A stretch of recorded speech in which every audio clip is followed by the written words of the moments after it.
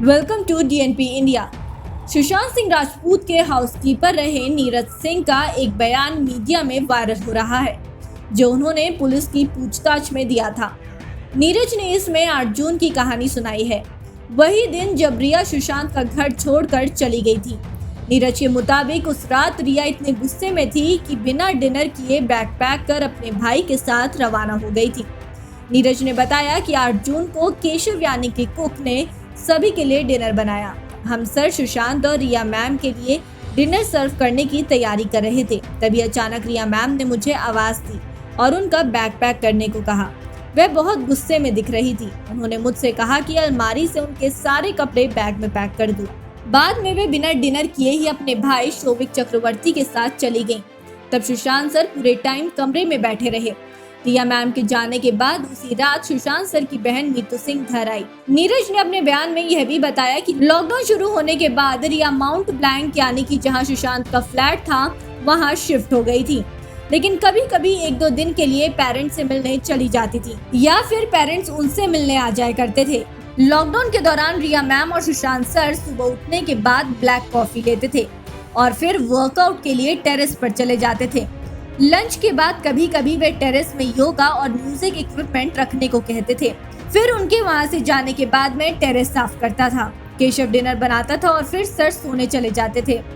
यह उनका daily routine था। सुशांत का घर छोड़ते ही रिया ने किया था महेश भट्ट को मैसेज। पिछले दिनों रिया चक्रवर्ती और महेश भट्ट की व्हाट्सएप चैट सामने आई थी, जो 8 जून की रात 7:43 से 8 बजे के बीच की है। रिया ने सुशांत का घर छोड़ते ही भट्ट को इस बारे में इन्फॉर्म किया था। उन्होंने खुद को भट्ट के निर्देशन में बनी उनकी फिल्म जलेबी के किरदार आयशा के रूप में मेंशन किया है और लिखा था कि वे आगे बढ़ गई हैं। तब महेश भट्ट ने उन्हें पीछे मुड़कर ना देखने की सलाह दी थी। रिया और महेश की चैट भी काफी वायरल हो रही है। 8 जून को लेकर सुशांत के परिवार और रिया की अलग अलग कहानी। 8 जून को लेकर सुशांत के परिवार और रिया की ओर से अलग अलग कहानी सामने आ चुकी है। सुशांत की बहन मीतू की मां ने तो रिया ने उन्हें फोन करके फ्लैट पर बुलाया था और कहा था कि सुशांत से उनका झगड़ा हुआ है। जब मीतू वहां पहुंची तो रिया जा चुकी थी। सुशांत ने भी दोनों के झगड़े के बारे में बताया था। मीतू के मुताबिक वे सुशांत के साथ उनकी मौत से 2 दिन पहले 12 जून तक रुकी थी, लेकिन फिर उन्हें घर लौटना पड़ा था क्योंकि उनके बच्चे छोटे हैं।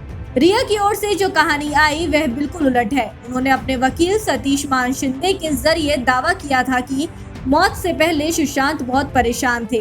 वे लगातार रो रहे थे और अपने परिवार को साथ रहने के लिए बुला रहे थे। 8 जून को जब उनकी बड़ी बहन मीतू साथ आकर रहने के लिए तैयार हो गई तो अभिनेता ने रिया को उनके घर भेज दिया था। वहीं नीरज का बयान सुशांत के परिवार का साथ दे रहा है। अब देखना ये है कि आखिर कब तक सीबीआई सुशांत केस को सुलझा पाती है या फिर बाकी केसों की तरह धीरे धीरे यह केस भी बंद हो जाएगा और बाकी रह जाएंगे तो बस सवाल। अभी तक की जानकारी यहीं तक। डीएनपी इंडिया पर देखते रहिए नई वीडियोस और ताज़ा खबरें सटीक जानकारी के साथ। चैनल से जुड़े रहने के लिए सब्सक्राइब करें और हमारे फेसबुक पेज को भी लाइक करें। नमस्कार।